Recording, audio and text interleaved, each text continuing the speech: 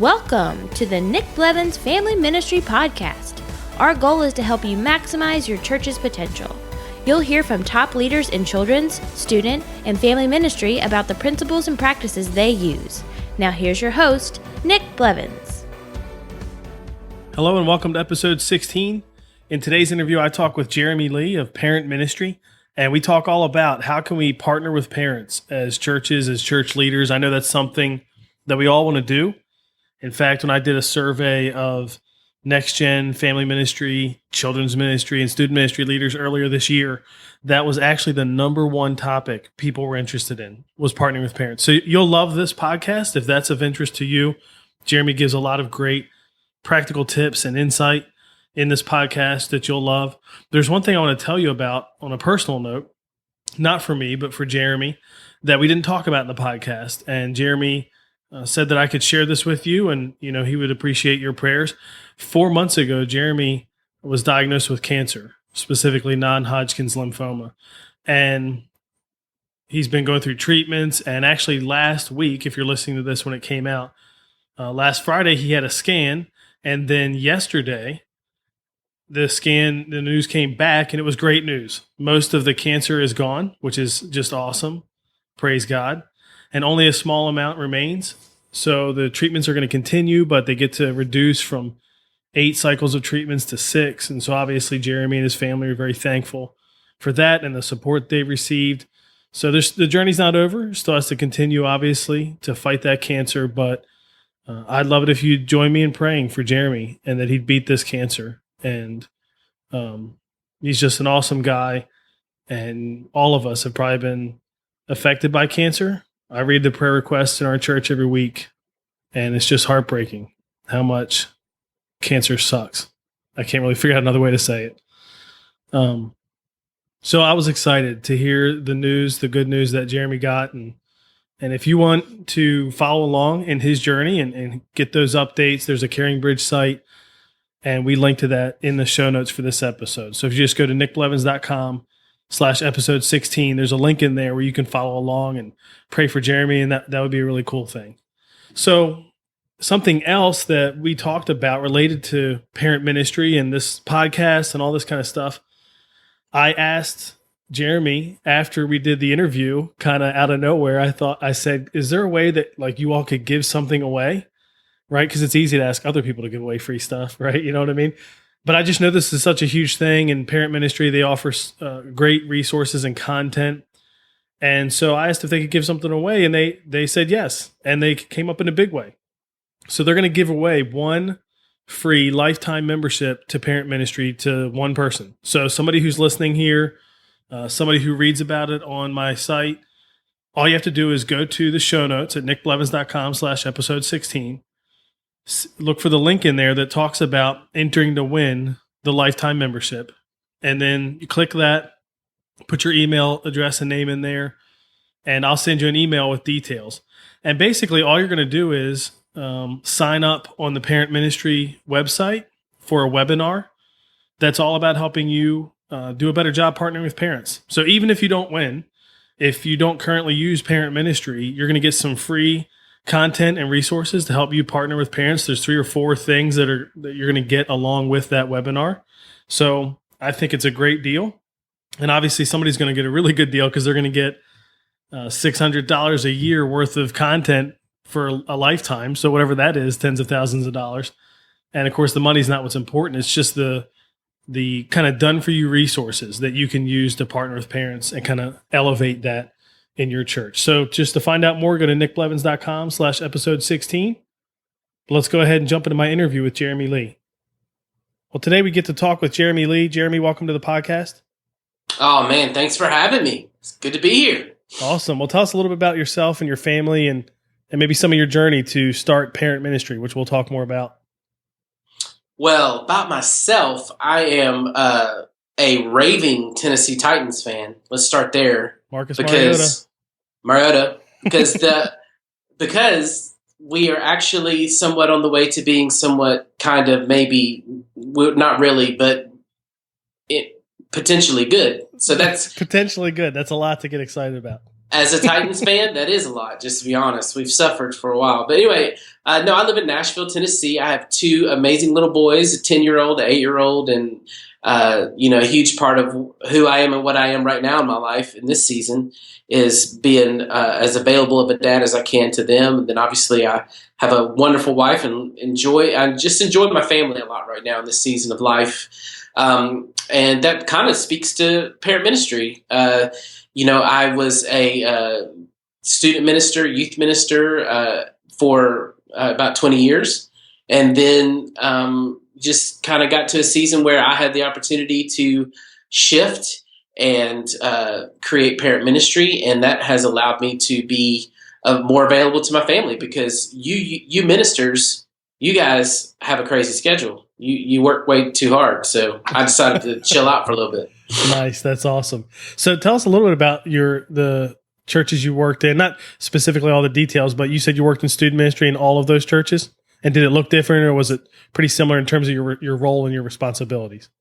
Yeah. I started out in student ministry in general, right? Because pretty much, that's just what was available to me coming out of college. And then I had a season of time in my ministry where I worked in the camp world.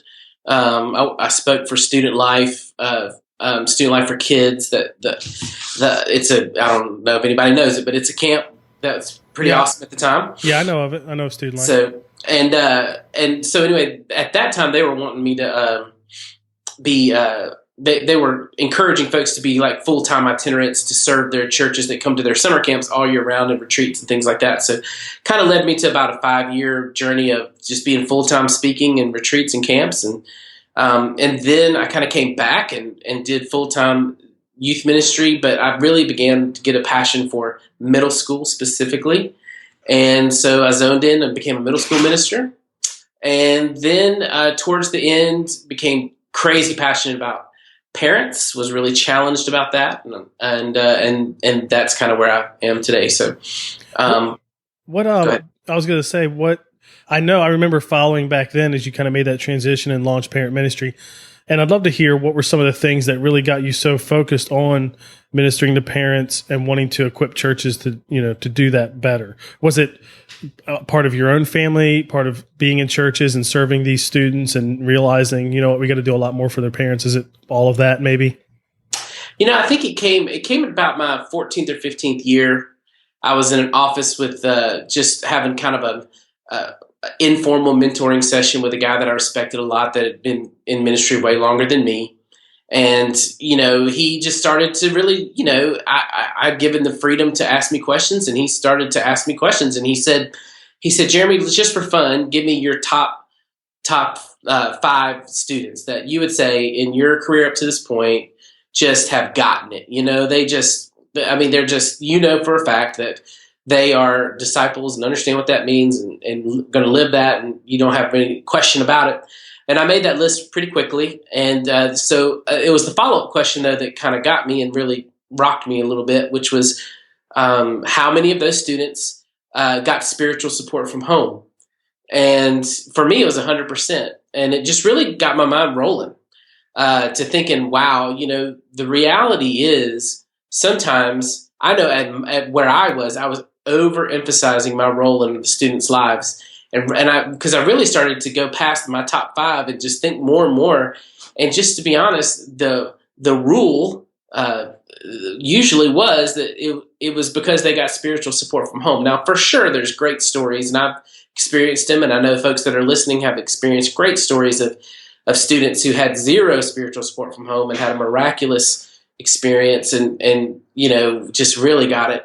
But in general, the rule for me was, if they got spiritual support from home, typically they would accept and live and lead the life of a disciple more frequently. So what that meant for me was, okay, well, I see the common denominator here, and it's not necessarily me, it's parents. So and then obviously, Nick, I know you're a veteran, and so you understand that we've been hearing for literally decades that parents are the greatest spiritual influence. I mean, I would go to conferences and I'd listen to podcasts, read blogs, And I kept hearing it over and over. But what I never really was hearing, and the follow-up was, okay, so how do we do that? And but it just really struck me in that conversation with that mentor guy. It just really, he hit me. And I just said to myself, if parents are the greatest spiritual influence in the life of a student, then I would be smart to do less pizza parties, right? And less fun stuff, and a little bit more influencing the influencers. I might get a better return on my time and effort and energy. But at that time, that was a completely unique and different way of looking at ministry for me. So that's what rocked my world. And so parent ministry was really born out of just a lab of experiment of saying, okay, I'm tired of saying I should reach parents. I'm going to start practicing this, and just whatever happens, happens. Okay, so you had some time there to maybe try this at the church that you were in. Absolutely. And then, transition that into parent ministry. So here's a question I have for you. Having done this now for a number of years through parent ministry, you get to see it in a bunch of churches. You got to try it, obviously, in that church. And I know it's a big question, but what does a great ministry to parents need? Like, what are the components? Maybe not all the way down to the little details, but what are the things that it should be part of how we minister and serve parents in our churches? I think my best answer to that is that it would become a part of the DNA. And let me say it this way. When I talk to a minister, usually who gets kind of a passion, maybe they read a book, listen to one of your podcasts, or do some kind of, just get a bug in their belly about doing parent ministry, they'll contact me and they'll want to do some kind of event right away. Let's do an event. Let's get the parents together. Which is like the church default for everything, right? It's an event or a program, yeah. Yeah, and nothing wrong with events, but let's get them together. Secondly, if they're a church of any kind of size and they have kind of staffing that they can hire, they'll say, okay, well, I'm going to hire me a parent ministry associate, or I'm going to hire a parent person. And they'll make it just they'll want to make it a piece. They'll want one person to wake up every day thinking about parents, and they think that solves it, And I would say this: I would say no matter what size church you are, no matter where you're in, if you make it a part of it, it's really not a piece of anything. It should be a part of everything, and that's for me the essential. It's what made the difference for me. So, example, summer camp. I should think, how do I reach parents when I do summer camp? When I do my fall retreat, how do I do that? When I'm doing with my group leaders, how do parents fall into that situation? When I'm thinking about curriculum or my weekly event, how am I going to connect and work with parents through that? When I'm considering crisis and counseling and those kind of things, how am I going to work with parents through that? So literally what we do is you make parents, basically it's sharing the stage. I think the fundamental the way to make parent ministry key in your ministry is to fundamentally change and shift and allow parents to have more of the stage. And that literally means it's painful, because anytime you say yes to something, you have to say no to something else. So if you say more yeses to parents, you naturally say more no to students. And that is what a lot of people aren't willing to do. And for good reason. They have leaders and pastors who are saying, your job here is to get as many students as possible. So they spend all their time, effort, energy, and money and resources to do that. And so for somebody like me to come in and say, hey, spend less attention to students, more time to parents, and in the long haul, that's going to have a long-lasting impact. That's easy for somebody like me to say, but it's hard in real world for them to make that decision. So, Nick, I guess my best way to answer that question is to say the way to really do it is to make the painful decision from the beginning, and to say, you know what? Parents are going to get, they're going to share the stage more with students. And so what that means is we're going to give them more of our time, effort, money, attention, and resources. That's good. And I can picture where, so for instance, you said integrate it, make it part of the DNA. And that was a good example of camp. Like I know, I love it when I see churches, or in our church, does a good job of keeping parents informed or connecting them in some ways that maybe we wouldn't have forgotten about if we didn't ask that question. Do you think, I'm just thinking real practical here. So for somebody listening, maybe the next thing to do is to think about the next thing they're doing with students or with kids, and ask that question, how can we connect with parents through that, right? And then does it just become a habit over time? Because that's what I'm thinking is people, you know how it is in ministry, you get so busy, like you said when we started out, that maybe you could remember it and you do something the one time and then you forget and it's not part of those things anymore. Or is there more of a another shift that has to happen to help you kind of think this new way? Okay, so let's do this then. Let's be practical because I love practical. If you're listening to this, pull out a sheet of paper, pull up a tab or something, and let's write for a second. I want you to write down what you do as a ministry in a ministry. Obviously, you're going to say events. Hopefully, obviously, you're going to say group leaders, small groups. You're going to say something like weekly event. You're going to say, and so go ahead and make your list. And then what I would start with is I would start with a very realistic inventory of what are we doing now for parents. If you're like most, it'll probably say nothing. So this is a core philosophy of my life, Nick. It's very, very wise. You're going to just be so impressed with it. This is my philosophy. Something is better than nothing. That's and yeah, I know. It blows you away, doesn't it? It did. Yeah, changed my life. So here's the deal. On those, as you're writing down on that paper, I would say this. Write one thing next to that you can do to implement, to bring parents, to invite parents into that element of your ministry. Summer camp is a great example. Life changed in summer camp when I started to do my post-camp parent meeting, which means I would come home an hour early from camp. I would ask parents to meet me an hour before the buses arrived. I'd bring the camp pastor with me. I'd let the camp pastor summarize his sermons. I would give the parents a printout of 5 discussion questions. Here's 5 discussion starters that you can talk with them on the way home today. Let me prep you, parents, that probably they may not talk right now, but use these later if for whatever reason they're not ready to talk now. Don't freak out. Just talk later, maybe at bedtime tonight, later when they're more willing to talk. Whatever. Don't freak out if they don't talk right away. But let's set up this conversation. Let's learn from camp. Let me show you the camp video. Let's all make decorations and posters, and let's go out. The buses are about to arrive. I just got a phone call, and let's line up along the road and welcome them home. And boom. Just that, and it was 1 hour, Nick, and it really didn't take. I just had to add that little element to my preparation of summer camp.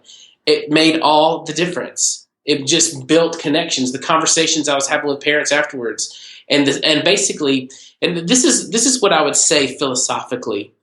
As you're writing down on those pieces of paper, I want you to think of yourself as a spiritual matchmaker. That's what I think parent ministry is when you start to see yourself as a spiritual matchmaker where you're setting up moments for students and parents to come together spiritually, where you're creating those moments for them. How can you create those moments in every area of your ministry?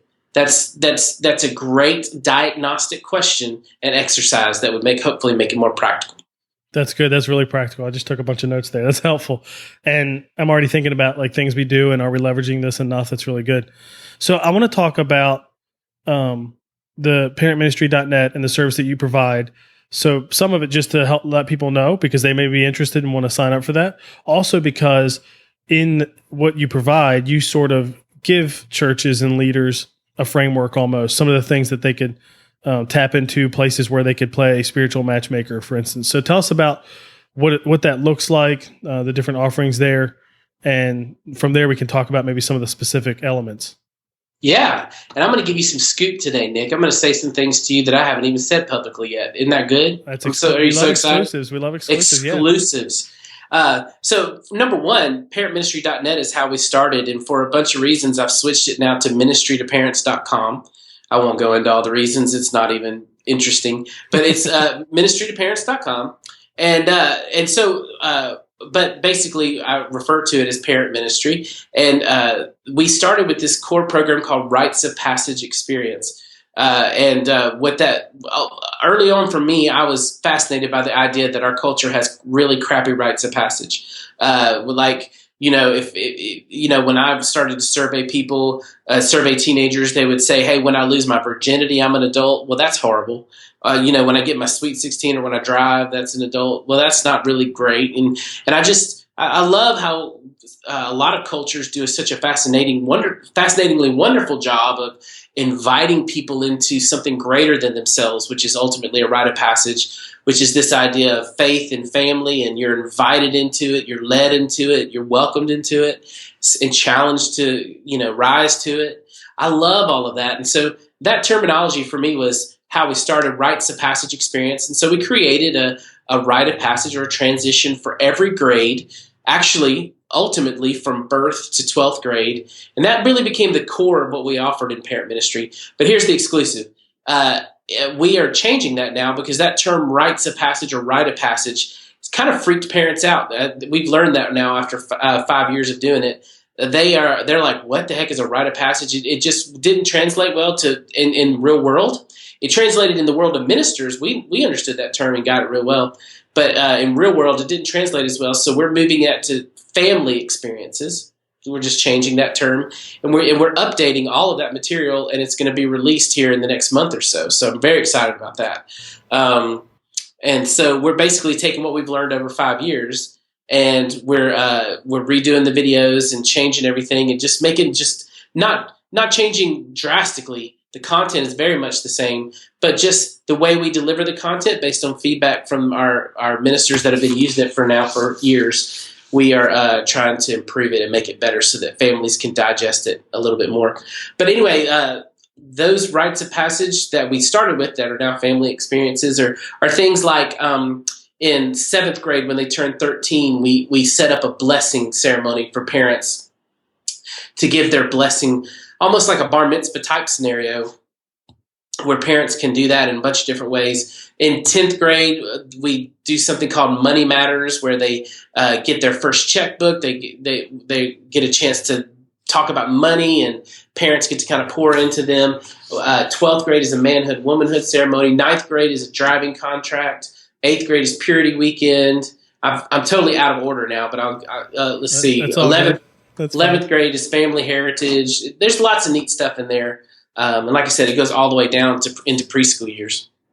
Now, so that's obviously a core part of what you provide too, but there are other things too, like online parenting classes, event kits, things like that. What else is included there? Yeah. So, and I would say this, the family experiences are great. It's what a lot of people know us for, but really when you become a member, you love us for our online parenting classes, and you love us for the ministry toolbox that we offer, because it's just straight up useful content, good content that we don't put our name on. We let churches put their name on it so they look like the rock star. We've done that from the beginning, and it's just one of those things that's really helpful and useful. But basically, let me say it this way. What we have found is that the first battle, if you're going to try to reach parents, the first battle you're going to have to fight with them is that they are intimidated, scared, and nervous about leading their kids spiritually.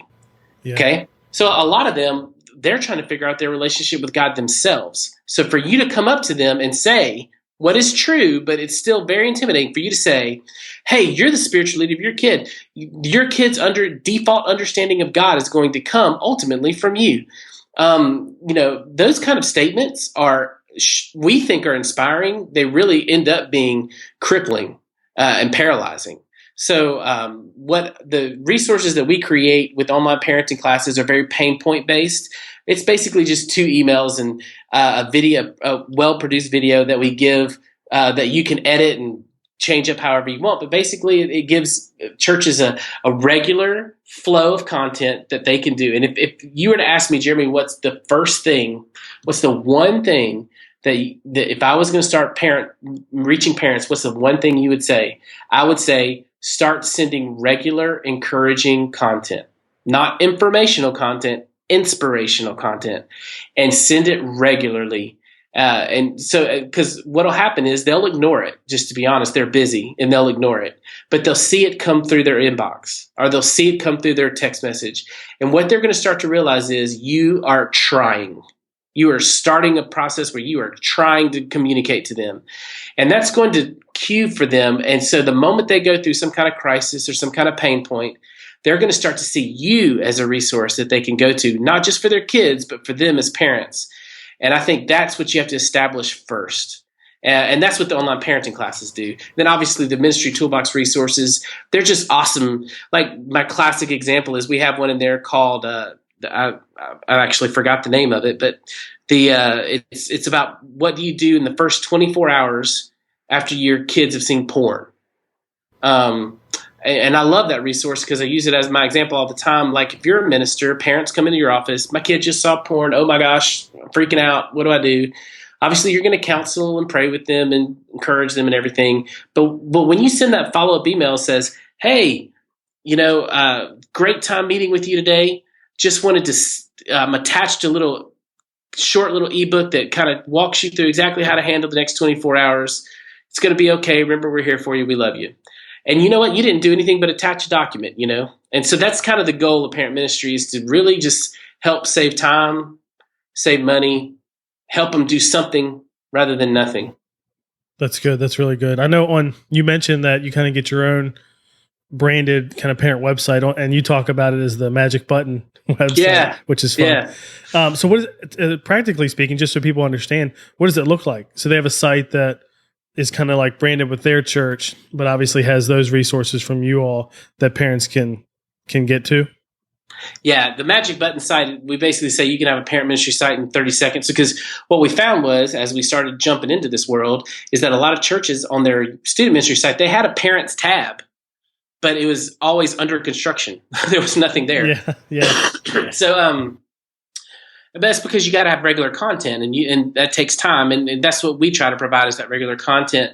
But there's a certain way to do content, by the way. There's a lot of places you can get parent ministry content for sure, but we have a real philosophy about content. We are very pain point based and very done for you based, which means the content we provide is we are very encouraging, inspirational to parents, very practical, but it's really pain point based, and I think that's a lot more that brings parents. There's more interest based off of that. So anyway, the Magic Button site is nothing more than what happened was, as we started to lay out those rites of passage, or now family experiences, I got to get used to saying that.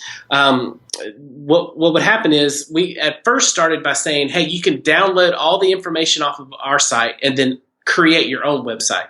Well, the obvious problem was churches were like, well, dadgummit, I don't want to have to take all the time to create a website with all your content. So what we did was we said, okay, well, we'll make a generic site that has all the stuff already set up, and we'll give you your own little link that you can just link to on your site. So when it comes to the parents tab, you can just put this thing that says, hey, go here to see our cool experiences that you can lead your kid through. And it was all done for you. So that has been a game changer. It has helped so many churches. It's just made life easy. And so, yeah, thanks for bringing up the Magic Button site. I've forgotten about that. That's awesome. Yeah, we definitely love done for you resources. And I would say, you mentioned how you design content around pain points, right?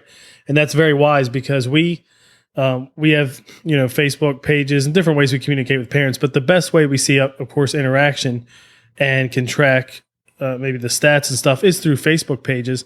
And for sure, anytime we share content regularly for parents that'd be helpful to them, a lot of them are articles, or maybe it's a podcast or something to listen to. But for sure, if you went and looked at the stats of them, the ones that are about a pain point or a need or something where you're identifying with a struggle they feel, like, because most parents, you do feel like you're failing more than you're winning.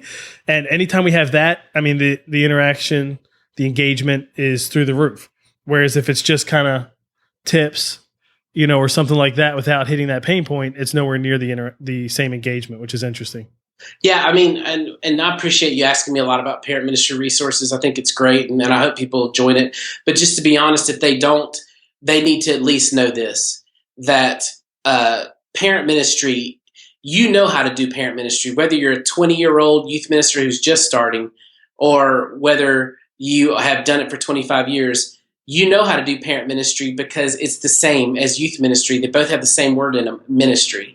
And ultimately, when you boil down ministry to its heart, it's finding a need and meeting a need through the power of Christ, and finding a pain and healing a pain through the power of Christ. That's ultimately, when you boil it down, that's what it is. So how to do this. How, if you're working with teenagers or kids or whoever you're working with, you look at their needs and their pains, and you meet that with Jesus.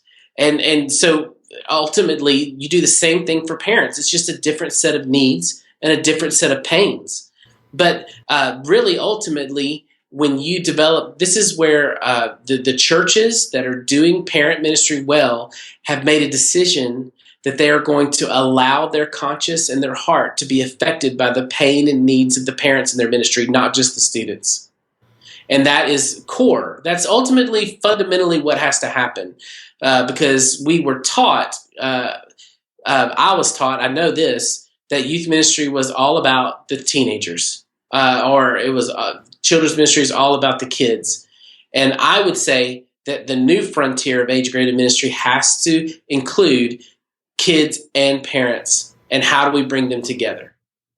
Yeah, that's good. And you're just basically saying at the end of the day, we just have to trade the time, take away from some time from what we've done for kids or students and put that time into ministering to parents, right? And that is the pain that most people don't want to go through. They would rather just kind of plan an event or hire somebody or whatever, or join parent ministry or something like that. But they don't ultimately want to make that bigger, loftier vision affecting decision, which is let parents share the stage and change the way we do ministry, where we become tour guides rather than rock stars. We're not the central figure spiritually. We set up experiences like tour guides for parents and kids to experience together, and then we step into the background and watch it happen. That is very hard, and that is not a core skill that we were taught as ministers, a lot of us.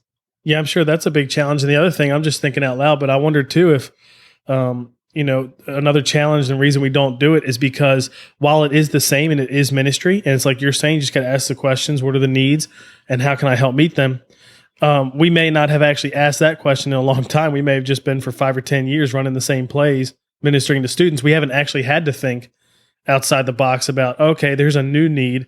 How do I meet that? We may have kind of just been running on repeat, so to speak, where it's harder to start thinking new again. Okay, there's a new need, let's brainstorm this, start thinking about a strategy, as opposed to let's just run the same plays last year and tweak it a little bit, make it better.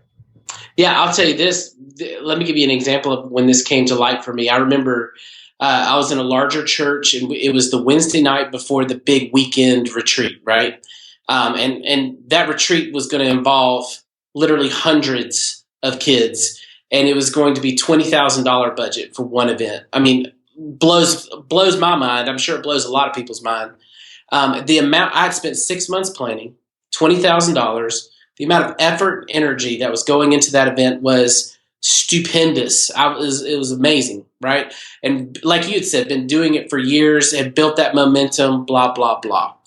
The Wednesday night before, I actually didn't want to do my weekly programming because I was so busy planning my weekend event. So I said, let's do like a parent night, right? Let's just try it. And basically, I invited the parents to come in with the students. And all I did was I set up a prayer time where parents prayed over students. Students prayed over parents after kind of a message about honoring your father and mother. It was very simple. I spent like $0, and it was one night. And there wasn't a ton of people there, but the people that were, here's what happened. At that moment, God showed up in such an amazing way. Parents started, because I would tell the parents what to say over their kids, and I would tell the kids what to say over their parents, but then I'd give some space for them to say whatever they wanted to say. And in that space, Nick, I'm telling you, I got to see, and then I went and did that weekend, and it was just like every other year, it was what it was. And I remember post all of that, just reflecting and going, that little cheap Wednesday night deal that was no big deal, not hard to plan, and didn't spend a dime, 10 times the impact of that weekend for me, and for what I saw, and for the impact, what people were talking about. They were talking about the Wednesday night before more than the weekend. So I think that was a classic example for me of, hold up, wait a second. Why am I doing? I'm not saying the huge weekend is a bad thing, Nick. Lots of great things happen there. But when you invite the influence of parents, it's a multiplying factor. It multiplies. That's a good way to say it. It's a multiplying factor, because maybe you do need trips and weekends and retreats. They are really powerful, especially for students. But without the parent part, you're right. You're just getting such a fraction of the return you could get, right? Yes, and then there's the reason why weekends and events like things are important, because I don't even know that we have time for this discussion, is because there are kids who come to your church who don't get spiritual support from home. So what about them? You can't be so focused on parents that you ignore the student who basically the church is adopting them, and they are the spiritual influence until further notice, until somebody else comes in and meets that need. So that's a huge role of the church, And I also think about our church, a big part of the weekend, in fact, probably the biggest part, or even a trip or something like that. If it's a service-based trip, it's about serving. That's the biggest part. But if it's just like a more on discipleship, the biggest part, the discipleship is great. It's actually, though, the microwaving, so to speak, of the relationship between our leader and the students. You know what I mean? Because even for those who do have parents who are trying to lead them at home, they still need that other voice or other voices. When the student doesn't want to listen or thinks their parent's stupid, and they just need that other voice in their life. So I know for us, that's probably my favorite thing about those kind of events is what they do relationally for our leaders and our students. Absolutely. But it's interesting, though, because we've done that in student ministry world. We've done that for years and left out the whole parent thing, which at the end of the day is a more important relationship, of course. Now, do you think this looks different in different church sizes? Obviously, some of the core is the same. Just like you said, it should be in the DNA. But my experience in church world is that we always tend to do too much, not too little. So I wonder, does it grow as the church grows, or is that even not how it should work? You know what I mean? What do you think about that? Where should a leader focus their time? How much should they expect to be able to actually do in one church size versus if they were larger? Yeah, and I love this question. I think it's a great question because you're so right. It does look different. And also, there tends to be more of an emphasis when there's more staffing. I see a lot of scenarios where there's like a head minister and then they hire associates underneath them. And those associates are more interacting with the kids. And so that head youth minister or children's minister, whoever, has a lot more time on their hands. So they get a little bit more involved with parents, and so there's a lot more energy. And obviously, they're the ones that's in charge, so they get to do a lot more and that kind of steamroll. But that's really in only a few scenarios because most churches don't have that kind of situation in hiring. So I would say this is my best way to answer that question, Nick. I think you should mirror your parent and family ministry efforts. Really mirror your small group leader efforts. Let me say it this way. We all understand, I think if you've been in ministry any amount of time, you understand the need where if it's just, one minister can really help about 20 or 30 students. And then once you grow past that, you're going to need volunteers and small group leaders, and you're going to need to pour into those small group leaders and so that they can get 20 or 30. And we've learned that that's been taught to us from the beginning, right? So I think it's very similar when you think of parents. If you're in a very small setting and you have 20 or 30 families, man, just go. It's the easiest thing in the world. Just go get them. Just go start loving on them and caring about them. That's good. But when you get past 20 or 30 families, you're going to have to start to really develop a process that goes past you, which obviously involves other people, but it also involves different types of resources and different types of strategies. And the more people there are, the more the systems have to grow. Yeah, that's good. I think it's helpful, too, to think, like you're saying, just match it up with how you're doing small groups or ministering through that avenue, because maybe that I see that, too, a lot of times is at a church that's starting out. Our church is part of a network that helps a lot of new churches get started, and our church was a new church. That was part of that as well. And interestingly enough, because they're new, they don't really do student ministry. At most, what they do, and one, because they're not going to have that many students. These churches, as a church plant, are going to have maybe 100 people as they get going, and so it'd take them a little while to go to 200 and all that. But a traditional church that's been around a long time that's smaller may want a full, to do everything you can imagine for students. And I could see that translating to families too. And that would be great. Don't get me wrong. That would be awesome. But there's only so much time in the day for those of us who work on staff. And so I like the idea of kind of matching it up with what we're doing for students anyway, so that it makes sense. We're not killing ourselves trying to implement this whole thing from scratch. That's good. And remember the core philosophy that I started with. Every element of your ministry, no matter what size you are, just invite parents into that element. Find a way to bring parents into that element. Once you do that, no matter what size you are, you'll start to see the parent ministry element of what you're doing is going to infiltrate everything, and that'll start to change the DNA of your whole ministry. Yeah, and practically inviting parents into those things doesn't take much more work. Your example of the hour meeting before got home from camp is a good example where it doesn't take that much more work. And it might even be, one of my questions, which we don't need to ask, I don't think, was about where could somebody start, but you kind of gave that with the paper and get out and list everything you do. And then what do you do for parents? And maybe one thing we could all do is scratch one thing we do off the list, which would then give us enough time to leverage all the other things with our connection with parents, right? Because it doesn't take that much time. That's good. That's that painful no that I was discussing earlier. You have to say no in order to say yes. And then let me give you another one, Nick. I think this is a great starting point when it refers to small group leaders. If you're going to invite parents into the small group setting, here's one of the first things you got to do is you've got to check your list. So when you have a small group leader, Nick, I'm sure one of the first things you do is you say to them, diagnose the group I gave you, right? Which is basically figure out who in the group is a Christian and who in the group is not. That's step one, right? I mean, we got it, because you're going to interact with a student that's already a believer differently than you're going to interact with one who isn't, as far as how they are digesting what you teach them and how what you're talking to them about. And then secondly, I would say this, bringing parent and family ministry into that is really the same thing. Just ask a different question. Have the leaders ask the kids, how many of you do your parents come to church with you? How many of you feel like you get spiritual support from home? How many of you would say your parents believe in Jesus? And start to figure that out. And then make a list, who gets spiritual support from home and who doesn't.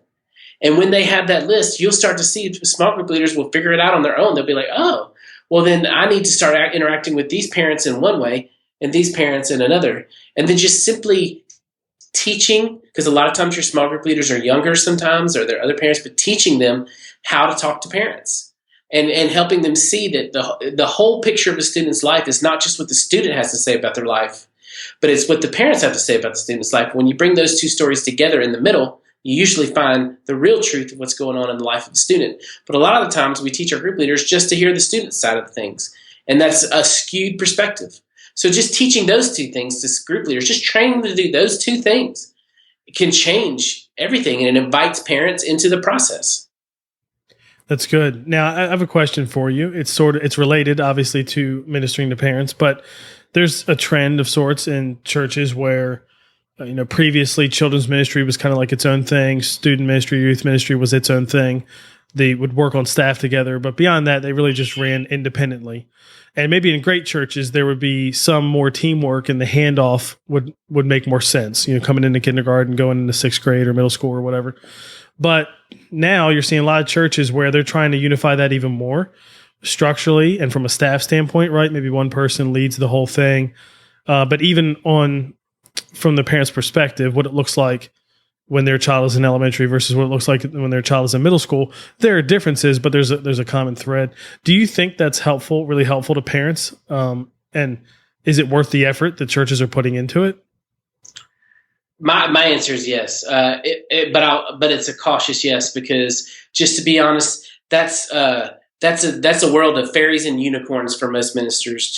That's like that would be great if we had a concentrated, strategic, unified effort with a leader that was given permission by the pastor to take families on a journey from birth through 12th grade that succinctly communicated a very clear way to lead your kids spiritually and partner with parents in a way that was not threatening but encouraging. My goodness, would that be amazing? And if you are in that situation, thank the Lord God in heaven and support it as much as you can. But I'm just going to tell you, Nick, reality is a lot of people serve in churches where their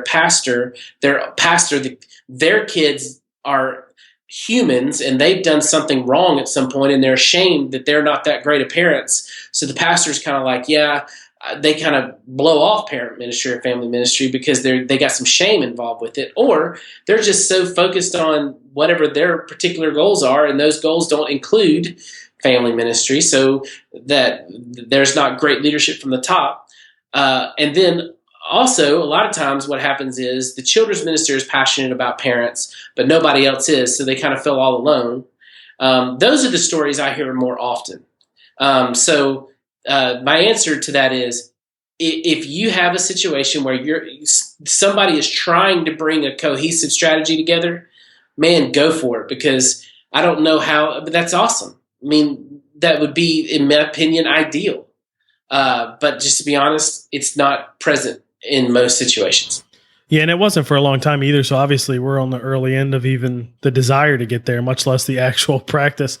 I notice something I see is, which is sad, because you see it too, just played out in different ways, but where a church will talk about, or you'll talk to a church leader and they want to get maybe more of that unified approach, but leadership doesn't want to. And we know that's not going to happen if leadership doesn't really want to, they're not passionate about it. Like you were saying, they're not going to get there. That's because the pastor or the head leader, in order to have that unified approach, they have to say a big no to say that yes. They have to say no to what they understand, because you got to understand the pressures of a senior pastor, right? I mean, the real life pressures, like, we got to pay the bills. So that means people have to come and people have to give. And that's not stuff that we don't like. That's not really fun stuff to talk about. But I promise you, every pastor wakes up every day thinking about that at some level. And so they take a risk because family ministry and parent ministry is playing for the long haul. That's like the long win, not the short win. The short win is, bring in the powerlifting team, rip some telephone books, to share the gospel and get some quick decisions for Christ and get everybody in the community excited. I'm not mocking that as much as I'm saying that's always just been the easier thing to do. But to invest in influence the influencers and influence the parents and teach them how to influence their kids over the long haul, we'll see sustainability as far as, faith, the matters of faith. That's great, but you got to find a special pastor who's willing to sacrifice the short win for the long win, and that's rare. I'm not saying impossible. There's a lot more people buying into it, and I love the education that's happening in the ministry world in this area, and it's forcing people to, and it's starting to level up to the pastors, and they're starting to really understand that this is a smart strategy. But it's been slow coming. It's been decades in the making, and so.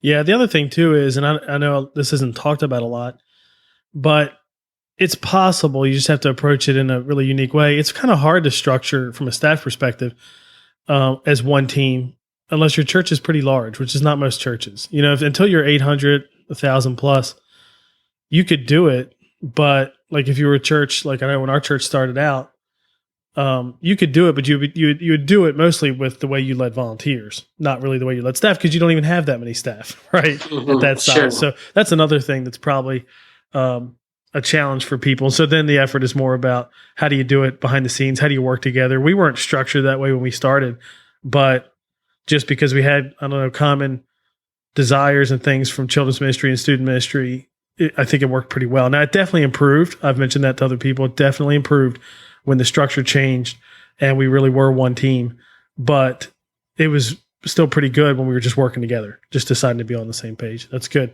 I like to ask about that because that is, becoming more popular. But like you said, I see a lot of churches struggling to get there, or they're only half in vision wise on even doing it. And so it just creates conflict and stuff like that.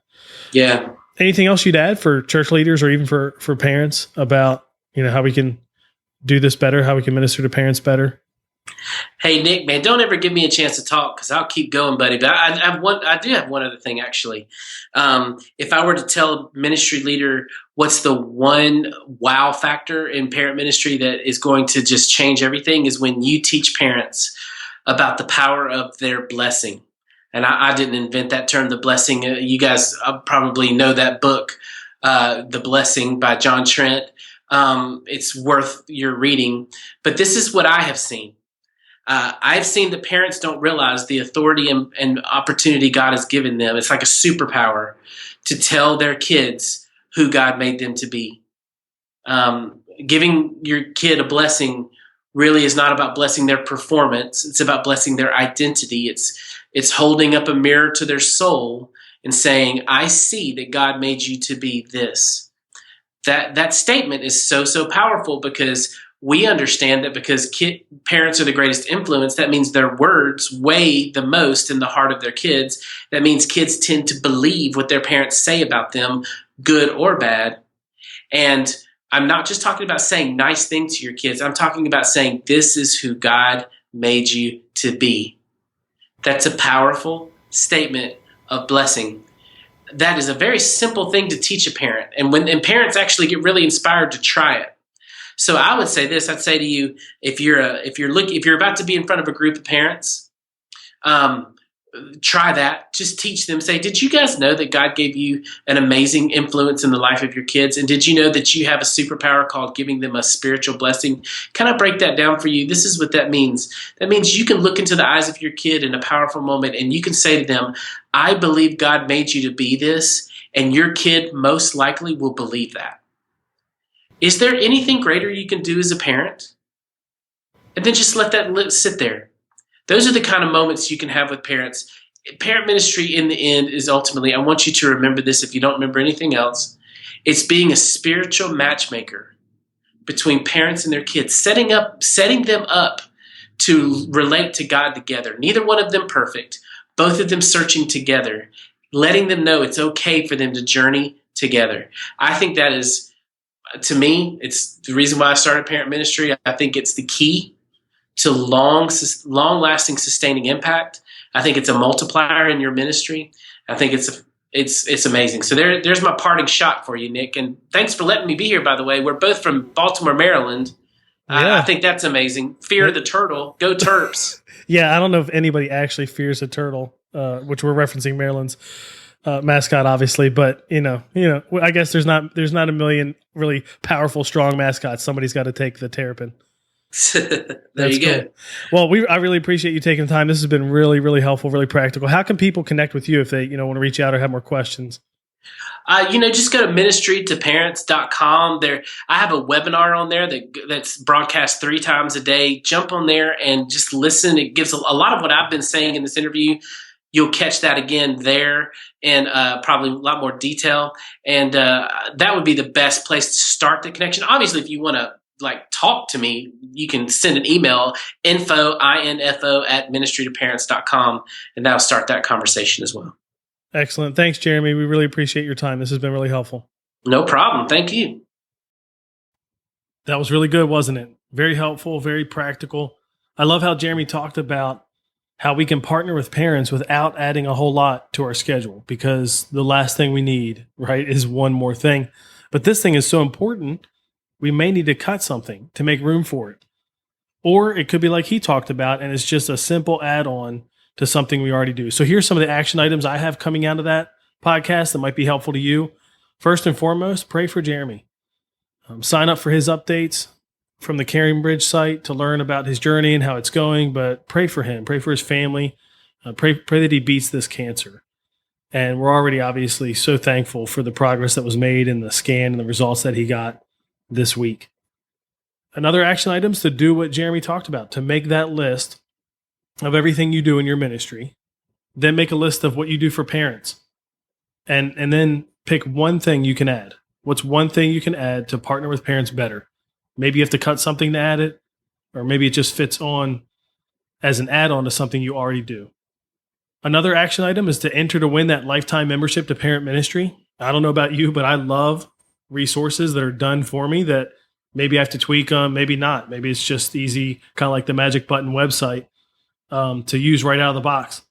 So enter to win that lifetime membership, because even if you don't win, you're going to watch that webinar from Parent Ministry and get some free resources right from signing up that will help you partner with parents, which is great too.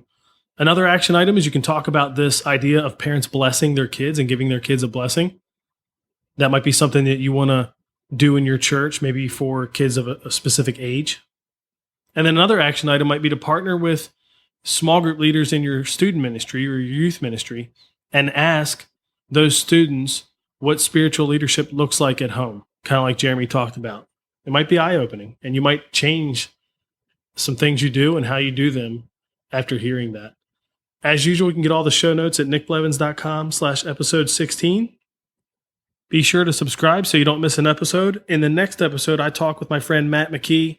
Matt just released a book called Parent Chat, all about helping parents lead their children in the realm of technology. You may have heard about Circle with Disney. It's a device that allows parents and leaders to kind of manage and monitor internet access at home. So you can set up Circle in your house and it kind of works along with your router there, but you don't need a lot of technical knowledge for it, which is great. And you can, there's all kind of things you can do. You can set up limits in terms of internet usage by device, by child, by website, restrict certain content. Just lots of great things you can do with that. So Circle's amazing, and we talk about that. But we talk more about his book, Parent Chat, which is in there. And you get to hear his story and something that happened with his son that kind of led to him writing this book and some big changes in their family that I think will be helpful for every parent. I'm not kidding. I'm not just saying this because Matt's my friend. I think every parent should read this book. And I think every parent should have Circle with Disney in their home. So you don't want to miss that. Be sure to subscribe, and we'll see you next week in the Family Ministry Podcast. Thanks for listening to the Nick Blevins Family Ministry Podcast. We hope this helps you maximize your church's potential. We would love to hear stories of how you apply what you've learned. You can do that by leaving a comment on iTunes or in the show notes at nickblevins.com.